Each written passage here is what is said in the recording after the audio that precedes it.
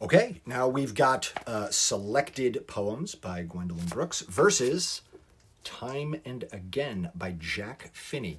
Selected poems are a genre of literature that's kind of hard to judge. Poems in general are completely subjective. I guess like all art, but poems maybe more so. It's what connects to you. If you love Hallmark cards and you feel like Pushkin is just full of shit, then guess what? That's great. That's for you, and that's how it should be. Gwendolyn Brooks, on the other hand, is not a Hallmark card writer. She is a giant in the world of poetry. I had never read a book of hers, and I felt like, it was about time. I know Bean Eaters, We Real Cool, some of the big ones I had read over the years, but I'd never read like a book of her stuff. So I thought, let's get this thing out there. This woman was the first Black poet to win the Pulitzer Prize. She was a passionate activist her entire life, stayed relevant throughout her entire career, which is not a thing that all artists are able to do. This book is such a slim book. It just gives a sampling of like the breadth of like what would be there. I think I need to read like a collected poems version of stuff from her. The poems are great. They're really, really fantastic, but I kind of wanted more from this.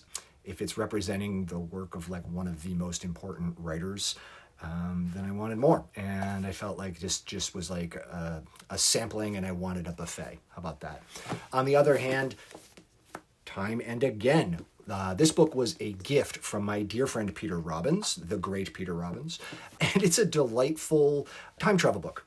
And it is just quaint as freaking hell. I don't know exactly how the government operations used to run, but in this time travel story, this secret agency selects a guy to travel back in time, and they tell him, hey, keep it top secret, but then he tells his girlfriend about it, and the government's like, hey, you shouldn't have done that, but you rascal, you go ahead, go back to 1883 and figure out some personal mystery of a thing that happened back then.